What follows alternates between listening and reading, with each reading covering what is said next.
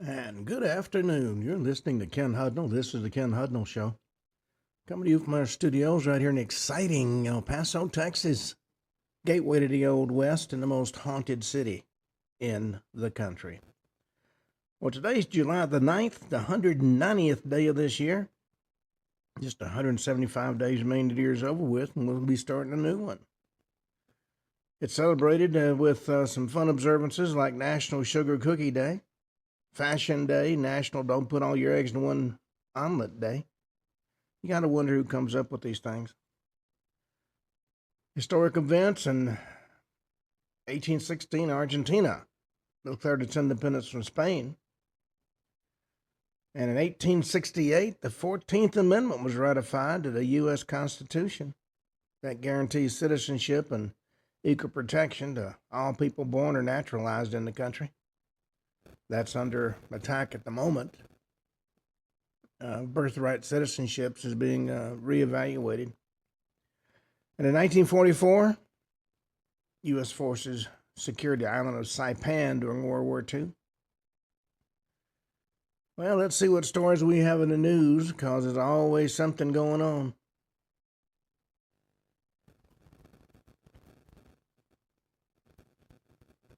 Okay. Well, our forces struck approximately 90 targets in Iran during the latest military operation. The Iranians, of course, have threatened grave consequences.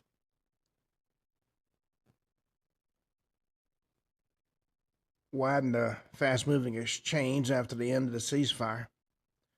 U.S. officials said the strikes were aimed at Iranian military sites tied to missile, drone, and maritime threats after attacks on commercial vessels in Strait of Hormuz. The Iranian Republican Guard is determined to get their way. Iran responded by warning of grave consequences, as I said, for the U.S. and its allies involved in the operation. Signal further retaliation could follow. President Trump declared the ceasefire with Iran effectively over, because Iran had continued to target shipping in one of the world's most important energy corridors.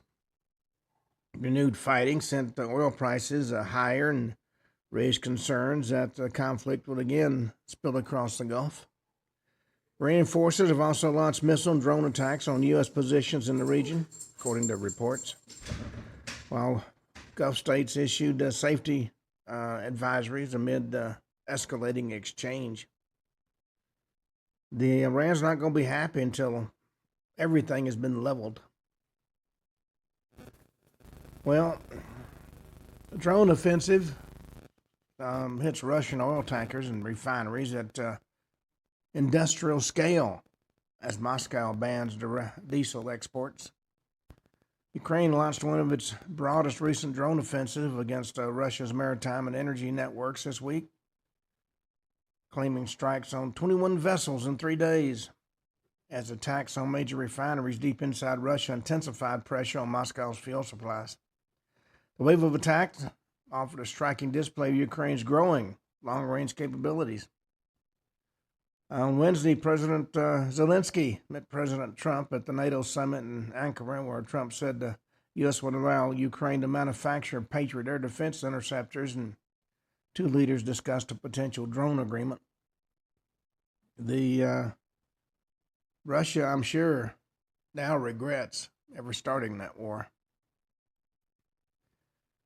Well, a West Virginia town fires the entire police force after the chief resigns. Sergeant alleges evidence room break-in.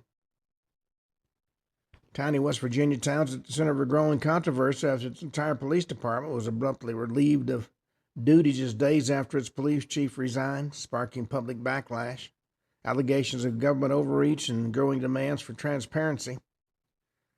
According to a Facebook post on Tuesday, effective immediately, the entire Barrackville Police Department has been relieved of duty by the mayor and the city council.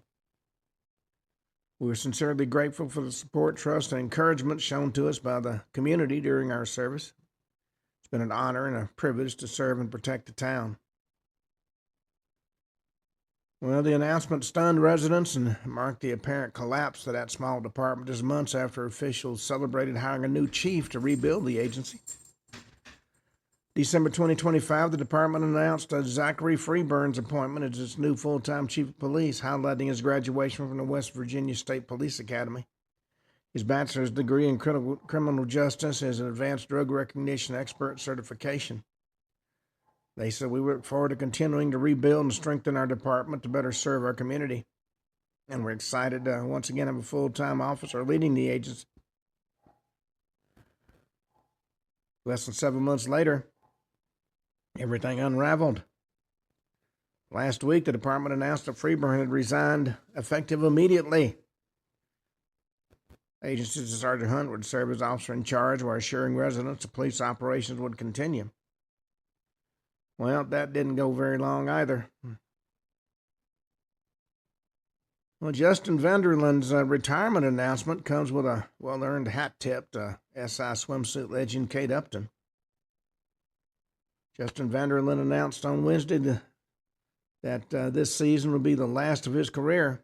His return to the Detroit Tigers hadn't gone as planned. He's given up 5 earned runs in just 3 2/3 innings of work due to injury. Even more disappointing than those numbers was the wasted bikini welcoming Sports Illustrated swimsuit had for him ahead of what was supposed to be his first home start back in April. Well, he missed that start and hadn't pitched in a game since his first start of the season in Arizona back in March. His retirement announcement came after Major League Baseball revealed that he had been selected to his 10th All-Star game as a legend pick. Well, best laid plans of mice and men, I guess. Prince William no longer recognizes Prince Harry as security battle leaves the Duke close to tears, according to experts. Prince Harry's security battle may have left him close to tears, but the royal family said to have little sympathy for his emotional ordeal. That claim was made by multiple experts who spoke to Fox News after a source told Vanity Fair's Katie Nicholl that the Duke of Sussex was devastated and close to tears. UK government declined his request for police protection for his family outside royal residences, prompting the prince to return to the UK alone on July 6th. He's expected to remain there through July 11th for events highlighting the Invictus Games. Well, it's always nice when family squabbles play out on the national stage. Well, President Trump's envoy warns China's power move at sea is a threat we can't afford to ignore. China is using controllable global seas as a tool of political coercion, according to the U.S. ambassador to the UK. President Trump is restating his interest in Greenland for that very same reason. China is seeking to turn ports and ships and supply chains into instruments of geopolitical leverage, according to the U.S. ambassador to the UK, Warren Stevens. He made that warning in a statement to the International Maritime Organization Council. He said, I spoke about a challenge we can't afford to ignore. China's systematic effort to use maritime power as an instrument of political coercion, he wrote in a Truth Social post after his speech. Beijing has pursued an aggressive strategy of acquiring port concessions and infrastructure around the world, not simply for commercial gain, but to extend its strategic reach and weaponize that access against sovereign nations. The U.S. is not a passive observer of maritime affairs, he told IMO, calling America a cornerstone for the global maritime economy. He said the U.S. maritime transportation system supports $5.4 trillion in economic activity each year and nearly 30 million jobs. Bonnie Tyler, singer of the chart-topping hit Total Eclipse of the Heart, is dead at 75. She was a Grammy-nominated Welsh singer whose soaring in 1983 hit Total Eclipse of the Heart became one of the pop music's most enduring anthems. As I say, she was 75, died unexpectedly at a hospital in Portugal, where she'd been receiving treatment for an illness, according to her family. Been hospitalized in May for emergency intestinal surgery and later placed in an induced coma. Family said last month she's no longer in a coma but remained critically ill. And now she's dead. She was born to Gaynor Hopkins in Skewen, Wales, boasts international fame with her signature raspy voice and a string of hits, including It's a Heartache and Holding Out for a Hero and Total Eclipse of the Heart, which spent 4 weeks on top of the Billboard Hot 100 in 1983. Well, a lot of big names are dying these days. Well, Tyler Robinson's preliminary hearing is having some bombshells. Judge ordered redactions to ex-lover's video testimony. Lance Twiggs, the former lover of suspected Charlie Kirk assassin Tyler Robinson, will have the video testimony played in court on Thursday morning as a week-long preliminary hearing nears its end. Prosecutors intended to play it Wednesday, but after a series of objections from the defense, Judge Tony Graff Jr. called for redactions, and prosecutors said they'd rather wait until the morning to ensure they could comply with the court order before playing it.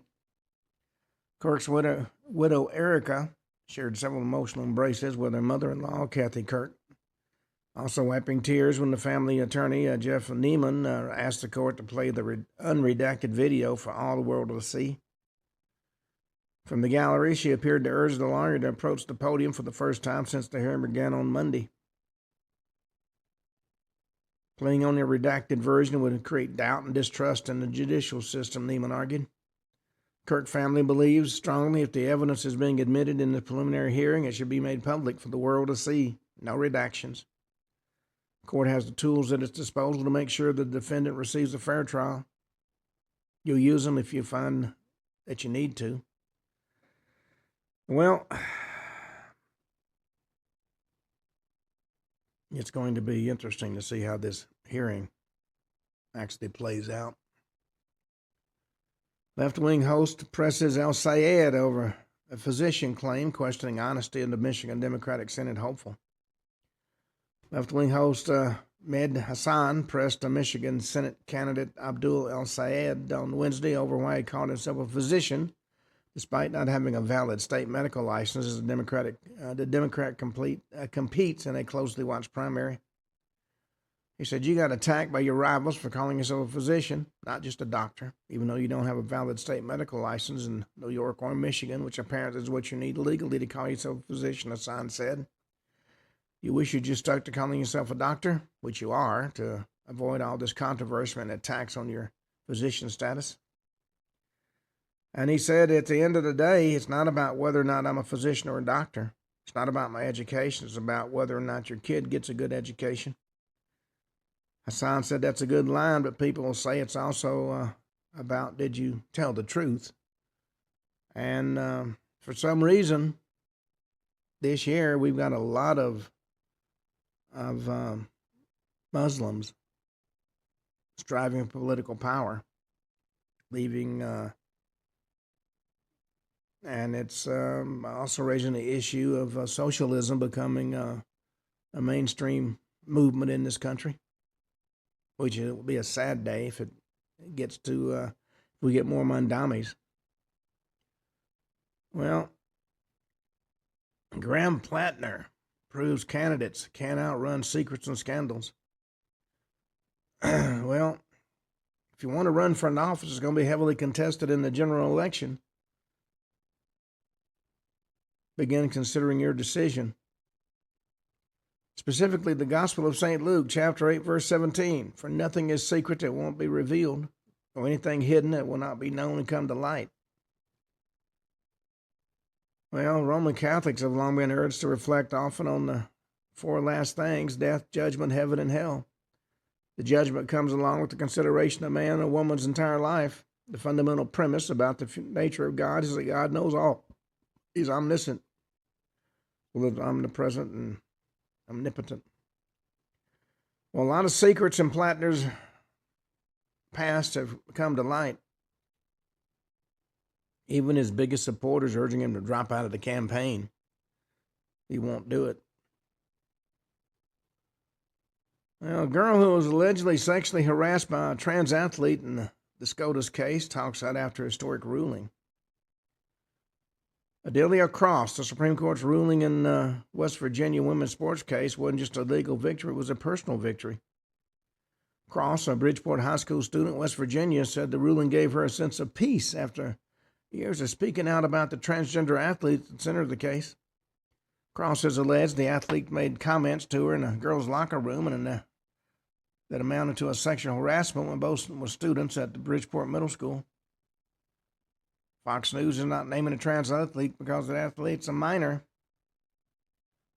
And Cross told Fox News, I definitely have a sense of peace about all this, although I had to go through all that. It doesn't make up for what I had to go through.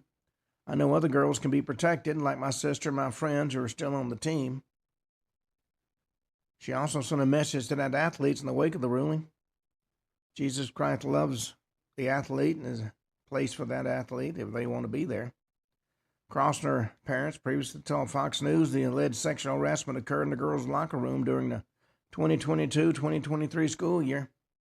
Cross was in the 8th grade and the trans athlete was in the 7th. Well, it still doesn't answer the basic question that this ought to be putting in people's minds. If you just pretend to be a female, are you really a female? I pretend to be the president. Does that make me the president? I don't think so. So millions of dollars have been spent protecting the so-called rights of the trans. Well, Chili's goes viral after roasting fast food prices.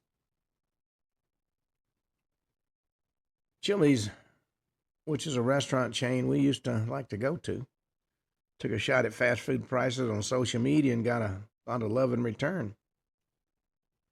One ex-user posted a photo of a menu showing what appeared to be a Bacon King sandwich meal, including French fries and a drink, priced at $18.19 at one Burger King location. The sandwich alone was $12.99. According to that post, why should I pay this when I can just go to a restaurant? Food will be close to this price and probably be better. Well, Chili's responded to the comment saying, this is what we've been saying. Why do you all let fast food play you like this? Big crispy chicken sandwich 3 for me with fries and bottomless chips and salsa and unlimited drink for $10.99 at Chili's, rather than paying those kind of prices. The Bacon King is a sandwich offered by Burger King and includes 2 quarter-pound beef patties with bacon, American cheese, ketchup, and mayonnaise on a toasted sesame seed bun. Well, I can remember when you can get a McDonald's hamburger for less than $1. Not now. Well, Dr. Oz links obesity to chronic disease surge, says GLP-1 can jumpstart better health. GLP-1 weight loss drugs, don't you know, will become a prevalent part of American healthcare, and the current administration is getting behind the movement. In an exclusive interview with Fox News at the Great American State Fair in Washington, D.C. on July 6th, CMS Administrator Dr. Mehmet Oz voiced his support for the use of GLP-1. That's a glucagon-like peptide-1 medications like Ozempic for appropriate uses.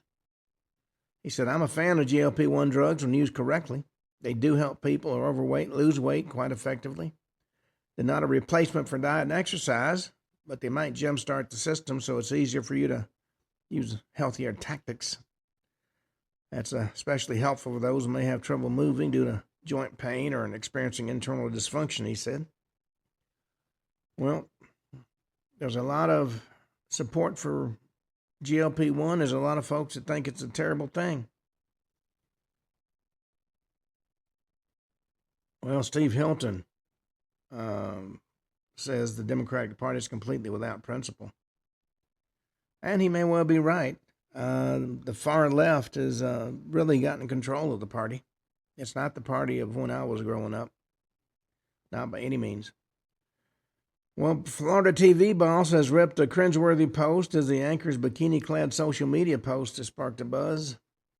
Miami news station director admonished staff in a memo to stop posting foolish nonsense to their social media accounts, which came back to light as an anchor's bikini-clad post sparked discussion of whether they violated that policy. WPLG Vice President of News Bill Pahavi blasted his staff in an internal memo over influencer-like content that distracted from their journalistic mission, according to a report on FTV Live. He said, I've emailed about this numerous times in the past, but we seem to be going in the wrong direction again. Memo was released as a series of Instagram posts. It was made that were made by WPLG anchor and reporter Janice Fernandez to her verified personal account, which she shared images of her recent trip to Fiji to her approximately 28,000 followers. The memo was sent weeks ago, before the pictures were posted. Now, the images appeared to show Fernandez wearing a fire-red bikini while climbing on board a resort boat, with the caption, now I know what it feels like to be on Cloud 9. According to Fernandez's station biography, she's worked at the station since 2014. Once crowned Miss Miami, also previously placed fourth runner-up at the Miss Florida pageant. So I'm sure she gained a lot of followers with those pictures.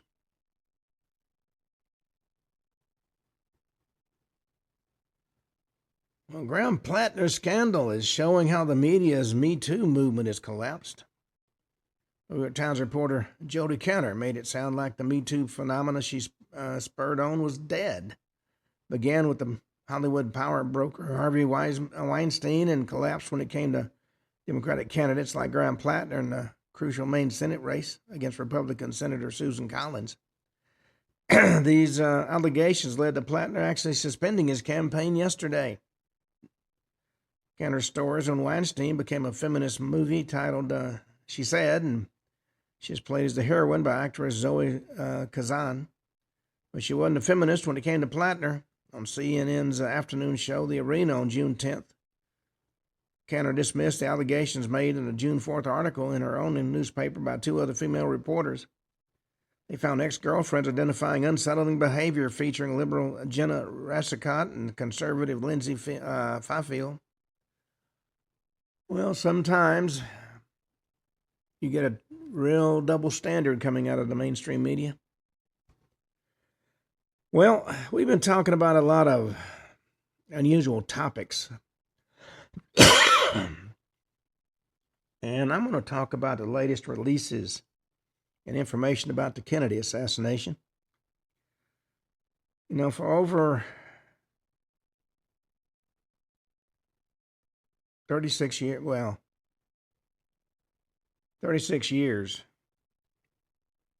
there's been a lot of real back and forth discussion about what took place in Dealey Plaza.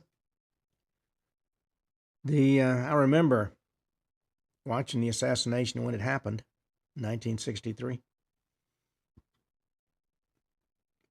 And it appeared at one point, everybody gotten tired of what they called old news and was moving on to other topics.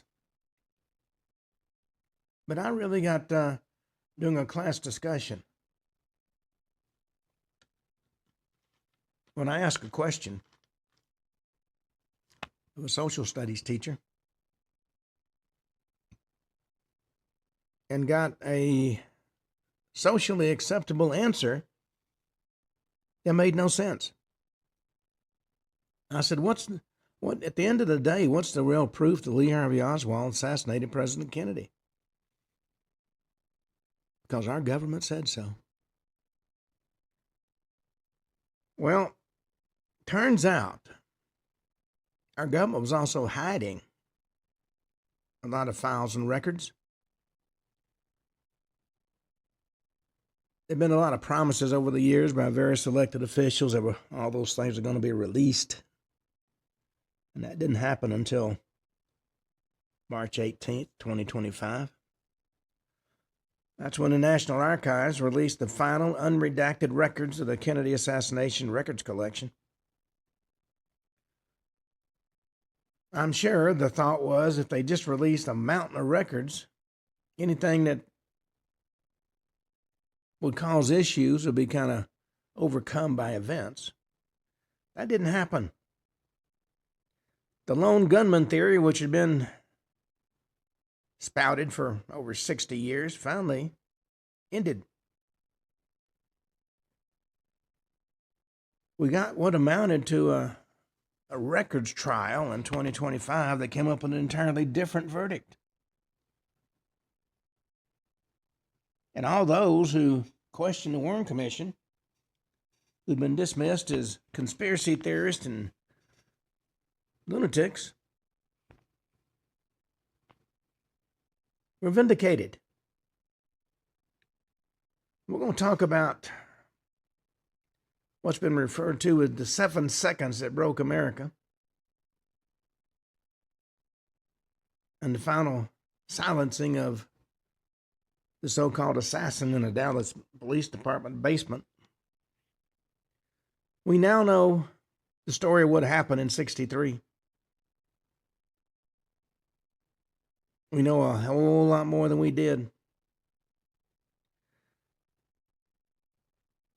Now, on that late November day in 1963, in North Texas,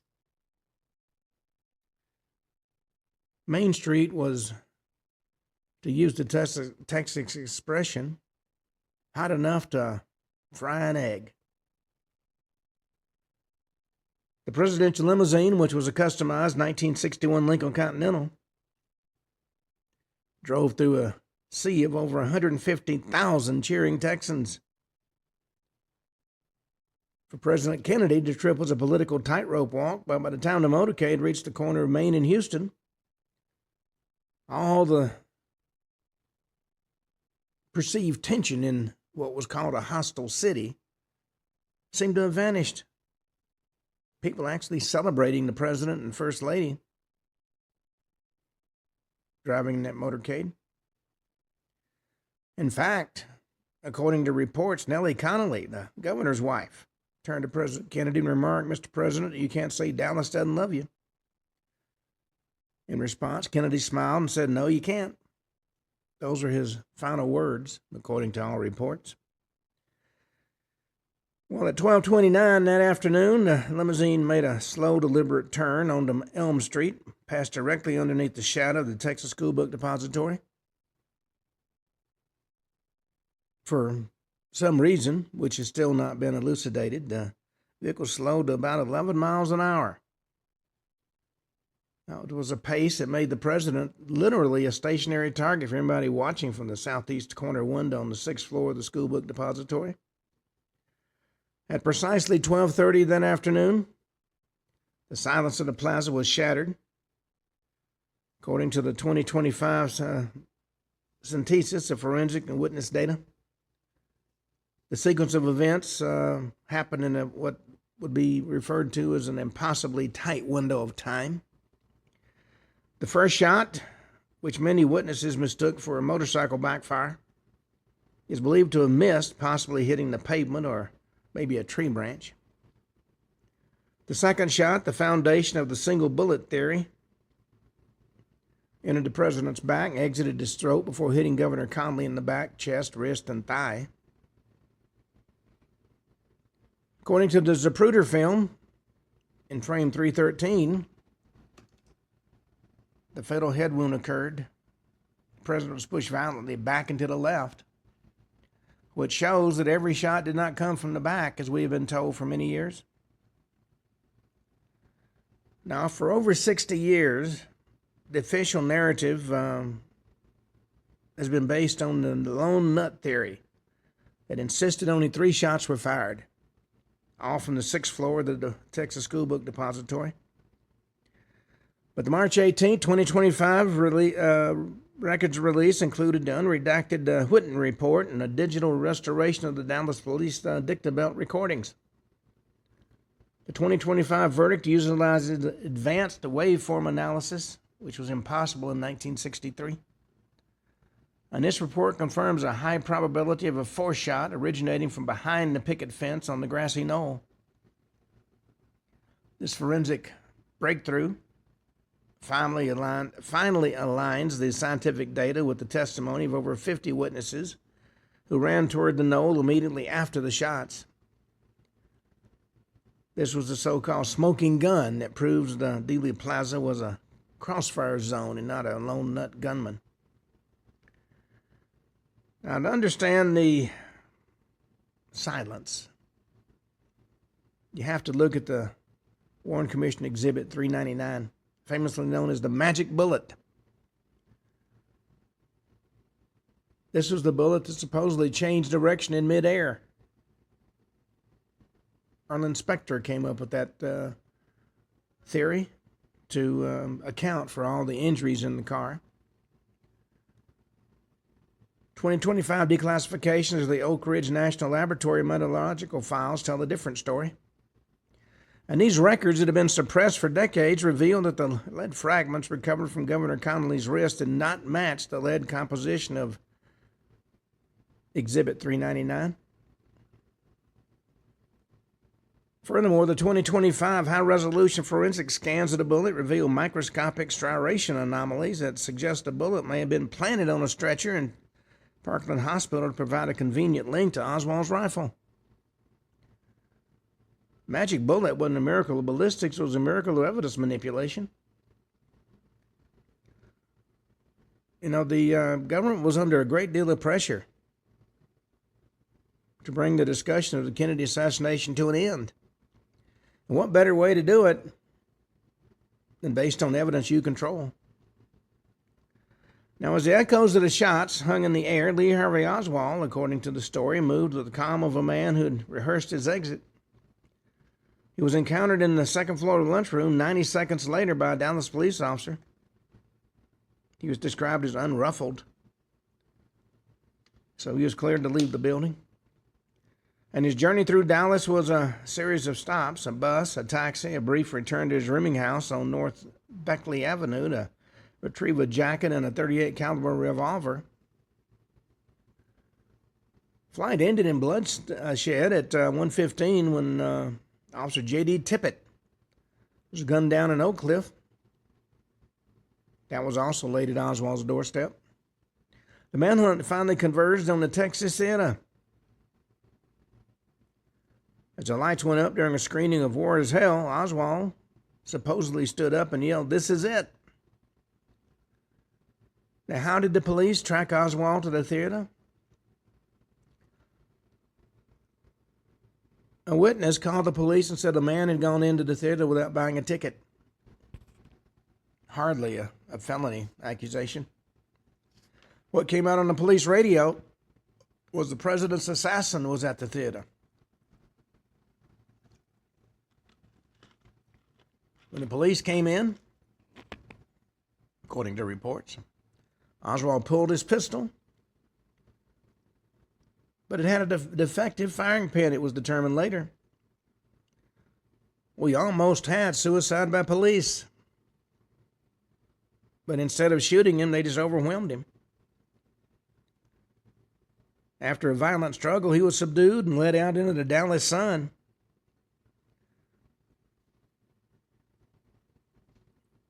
When somebody yelled at him, "Did you shoot the president?" he responded, "I'm just a patsy." Now, for over 60 years, the Central Intelligence Agency maintained a public stance of minimal interest in Lee Harvey Oswald. They portrayed him as a transient and low-level defector who had fallen through the cracks of the Cold War bureaucracy. But the release of files on March 18, 2025, shattered this story.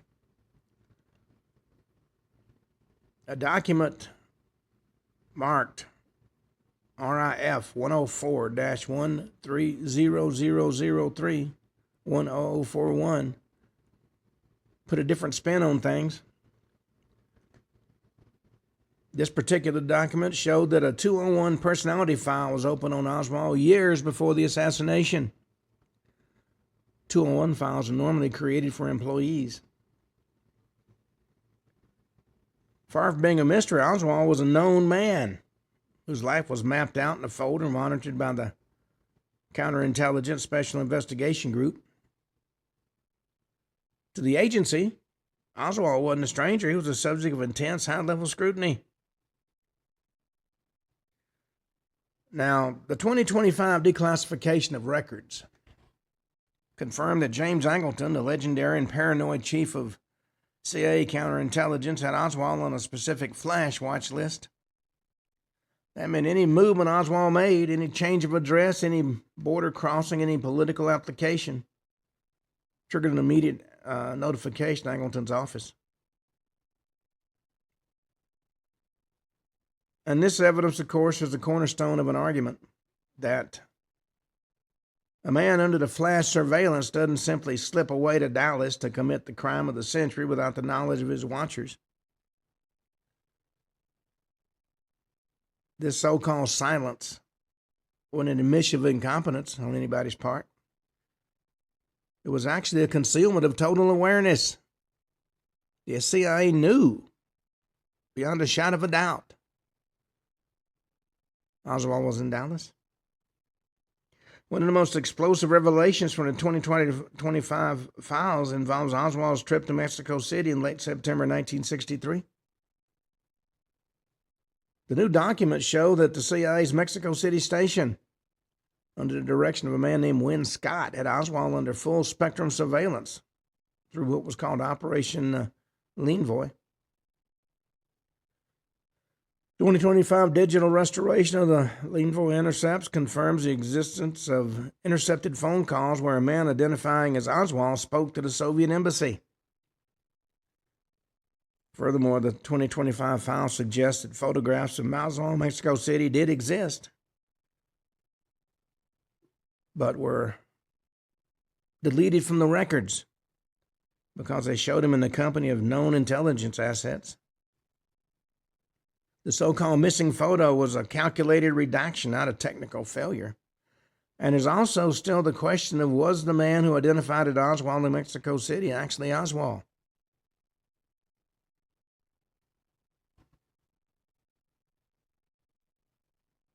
Now, the scenario is reinforced through illegal domestic spying programs like HT Lingual. The 2025 declassification admit the staggering scale of this operation. CIA was intercepting and opening Oswald's mail as early as 1959. They knew his mindset, his financial struggles, his political frustrations. They're reading his letters to his mother and his correspondence with fair play organizations. To the handlers of this program in Washington, Oswald was a known man, being moved across the global chessboard like a pawn whose every move was recorded and planned out. The major question for any investigator is how a Marine who defected to the Soviet Union and offered to trade radar secrets was allowed to return to the U.S. with zero legal consequences. Well, the 2025 files confirm that Oswald was debriefed upon his 1962 return, and that debriefing was handled by a man named Spaz Rakin, an individual with deep ties to intelligence-connected refugee groups. Instead of a prison cell, Oswald was given a State Department loan to help him settle in Texas. The smooth reentry is the hallmark of what's known as a vetted asset. In reality, the government spent 62 years trying to keep out of the history books. The bottom line is every move Oswald made was part of a broader plan created by the CIA. He wasn't a defector in the true sense of the word. In 2025, the Director of National Intelligence Digital Archive finally provided the missing link in the Raleigh call. Shortly after his arrest, Oswald attempted to call John Hurt in Raleigh, North Carolina. It's a man with a broad background in military intelligence. 2025 records confirm that Dallas switchboard operators were specifically ordered by federal agents to kill the connection. This wasn't a wrong number. This was a known man attempting to contact his lifeline, and what happened was that line was cut to ensure the patsy remained isolated. In other words, there doesn't seem to be much question Oswald was in fact set up to take the fall for the death of a president who'd become a problem child.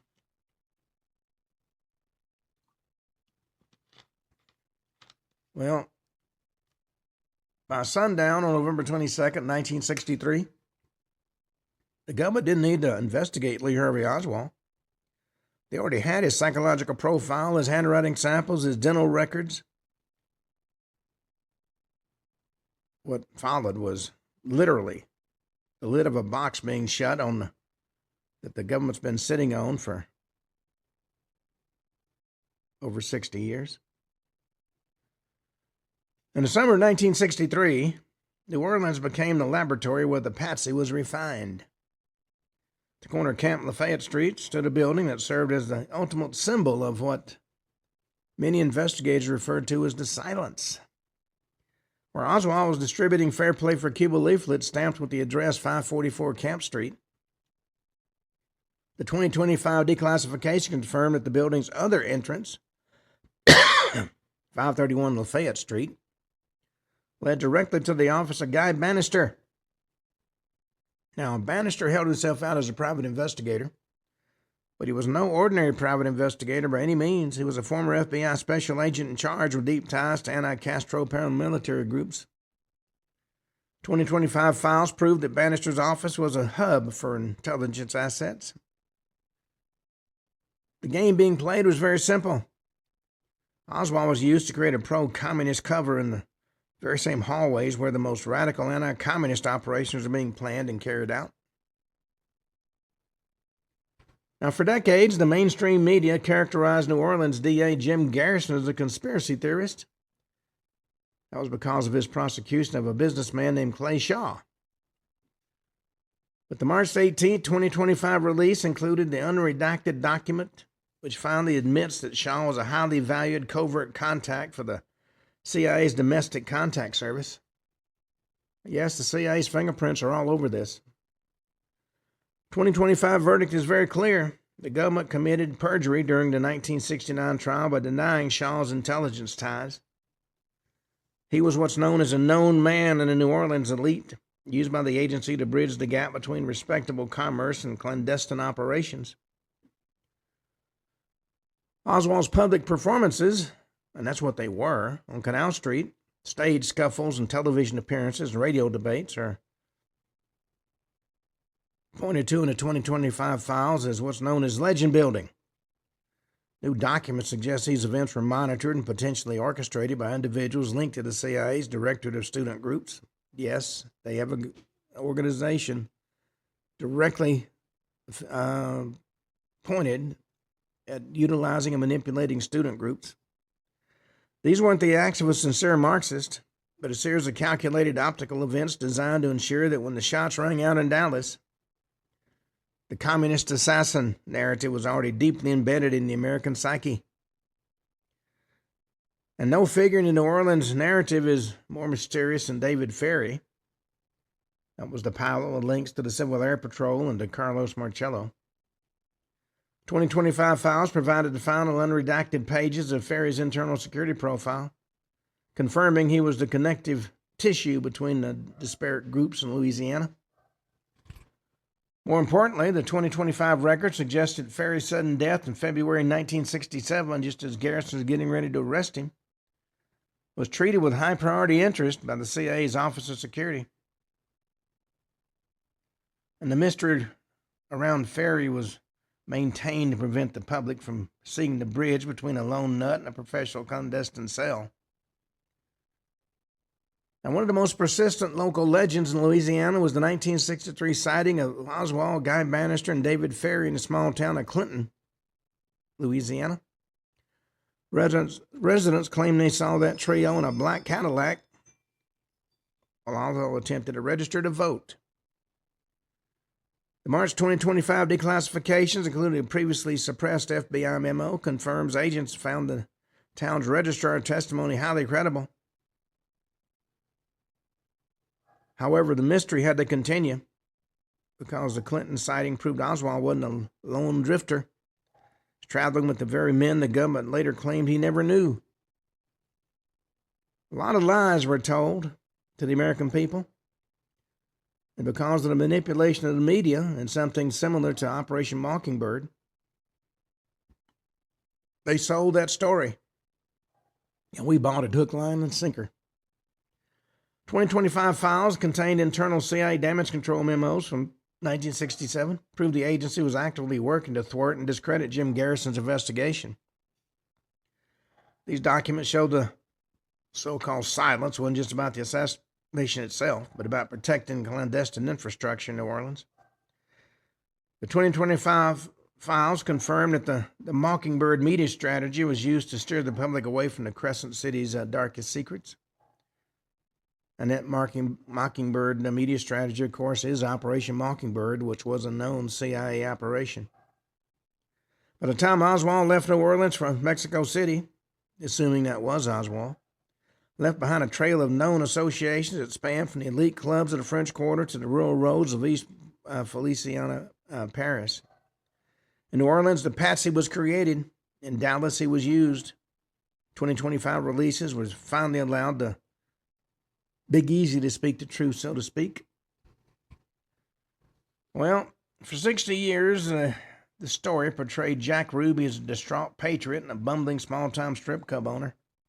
He supposedly shot Oswald so that poor First Lady wouldn't have to come back and sit through a trial. March 18, 2025, organized crime transfers to the National Archives shatter that image. These unredacted FBI files revealed that Ruby was a mechanic, an underworld term for a fixer who handles problems for the mob. And the 2025 files confirms that Ruby's ties to Carlos Marcello in New Orleans and the Chicago outfit were not incidental. We've now got unredacted logs of Ruby's 1959 visits to Havana, Cuba, where he met with high-level casino interest. He wasn't a stranger to the intelligence mob nexus. He was a known man in the underworld long before he stepped into the basement of the Dallas Police Department. These 2025 releases provide a minute-by-minute breakdown of Jack Ruby's movements between the shooting of President Kennedy on Friday and the silencing of Oswald on Sunday. Previously suppressed Dallas field office reports show that Ruby was seen at Parkland Hospital shortly after the president was admitted. So you have to ask yourself, why was a nightclub owner at the trauma center during a national security crisis? The 2025 forensic analysis of hospital security logs suggests Ruby was shadowing the events, acting as an observer for his handlers. This wasn't a behavior of a man acting on a sudden impulse on Sunday morning. Behavior of a man tracking his target for 48 hours.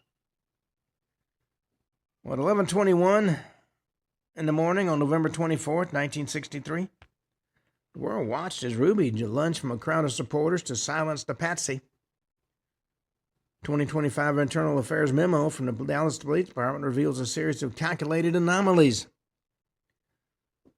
Documents confirm that the armored car meant to transport Oswald was intentionally delayed, and the Main Street entrance, the very route Ruby used, was left unattended by officers who had previously been ordered to stay at their post. The 2025 verdict is clear. This wasn't a failure of security. The removal of security to ensure the known man could never tell his story in a court of law. Who knows what Oswald would have said on the witness stand? They couldn't take that chance. One of the most explosive additions to the 2025 archive is the digital restoration of the Churchill Farm surveillance tapes. Those recordings capture New Orleans boss Carlos Marcello discussing the so-called Dallas problem. The 2025 files confirm that Marcello was in direct communication with associates in Dallas who were members of Ruby's inner circle. Let's call it the silence, was maintained for decades to hide the secret peace between the U.S. government and the mob. It was a partnership originally designed to take out Fidel Castro that was ultimately turned against an American president. Now, Jack Ruby died in 1967 officially of pulmonary embolism.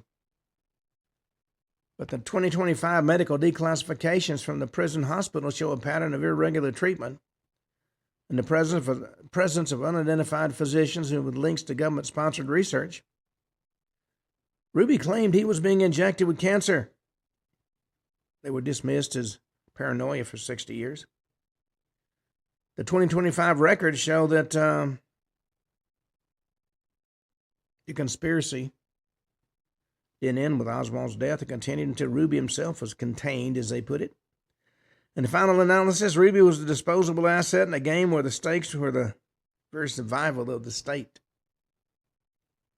Jack Ruby didn't kill Lee Harvey Oswald out of grief for a fallen president. He actually killed him to close the loop. By the time the triggers pulled in the Dallas basement, the known man had been silenced by the mechanic.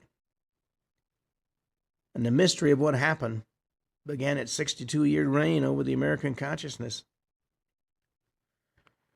Now, for over 62 years, now 63, the American public was asked to believe in a series of mathematical and ballistic miracles. We were told that a lone disgruntled drifter working without assistants, handlers, or a clear motive defeated the most sophisticated security apparatus in the world. The March 18, 2025 declassifications have finally provided the forensic documentary weight to bury that theory once and for all. The 2025 records prove that Lee Harvey Oswald was actually a vetted asset of the intelligence community. And his role in Dallas was not that of an architect, but he was set up to be the patsy, to take the blame for what happened.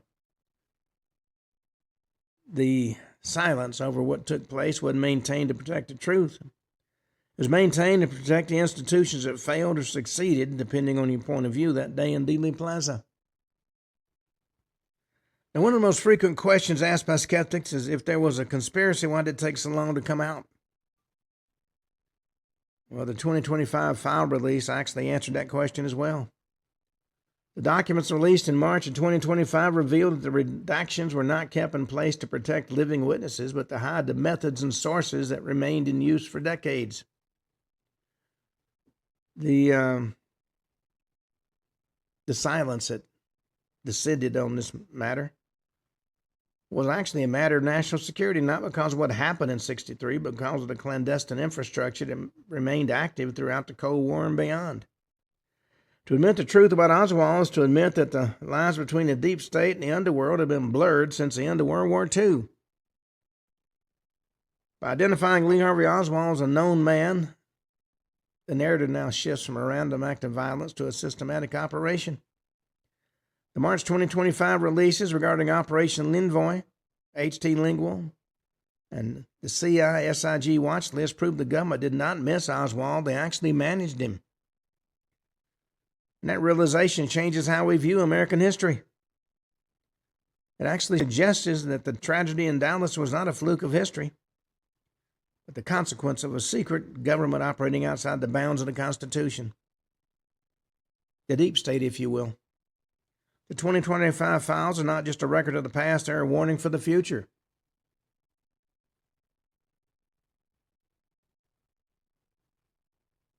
Now, most people keep their attention on that 7 seconds in Dallas. But if you follow the paper trail, once it got released in 2025, through the 201 files, into the streets of New Orleans, and finally into the basement of Dallas Police Headquarters, you're not looking at a lone nut gunman. You're not looking at a drifter. You're looking at a coordinated framework. Well, as a result of the 2025 declassifications, that silence that descended on this operation has been broken. Truth's no longer a theory. It's a matter of record. Lee Harvey Oswald was, in fact, a patsy. The shooters were quite professional, and no man was never truly alone. Now, there's a lot of CIA records that never saw the light of day until 2025. And it wasn't just the CIA by itself. Oh, no. They've got the unredacted 201 personality file of Lee Harvey Oswald. They got the Clay Shaw domestic contact service profile, also unredacted. They've got restored audio intercepts from the Mexico City station. Now, I've seen pictures of Oswald in Mexico City, and Oswald as he actually was at the time of his death. You can't convince me that they're the same man. Then the FBI has records that they've kept hidden. You got the Clinton, Louisiana witness memoranda, the Churchill Farms, Carlos Marcello surveillance transcripts. None of this was released until 2025. And the Dallas field office exhibit, Jack Ruby's Parkland Hospital surveillance log. And there's a whole lot of forensic and technical reports, such as waveform analysis of the DPD dicta belt, and the metallurgical comparison report from the Oak Ridge National Laboratory that shows that the magic bullet wasn't the bullet that hit Kennedy or Connally. Now, the primary intelligence dossier used to track individuals of interest to the CIA is known as the 201 personality file. And Oswald's unredacted 201 file was the centerpiece of the 2025 records release. Until it was released, nobody really knew it existed.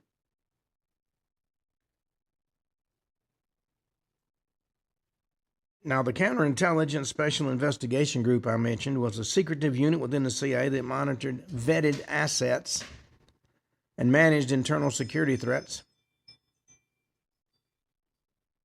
Well, if Oswald was a vetted asset, that's one step below being an agent. H.D. Lingual that I mentioned was a clandestine CIA program that involved the illegal interception and opening of domestic and international mail to monitor political dissenters. Yes, we still do that today. Operation Leanvoy, a joint U.S.-Mexico wiretap operation that monitored embassies in New York and Mexico City. The 2025 digital restorations confirmed that the surveillance was conducted on a man who claimed to be Oswald. Then there was a record identification form. That's the standardized tracking sheet used by the National Archives to index and manage every document in JFK Assassination Records collection. And it was a large collection, even though they claimed they didn't have anything. Now, one more point I want to make. When I use the term vetted asset, that's a term for a man or a woman who's been background checked and cleared for use in intelligence operations, often while maintaining a patsy cover. They don't claim to be a government agent, and the government doesn't claim them. Well, we're going to be delving more into the Kennedy assassination. We've actually written a couple of books about it. We'll be doing more on the 2025 records release. But on that note, we've come to the end of today's show. We'll be back tomorrow. And once again, we'll be talking about stories that are strange and unusual. Until then, this is Ken Hudnall for the Ken Hudnall Show saying have a truly great evening.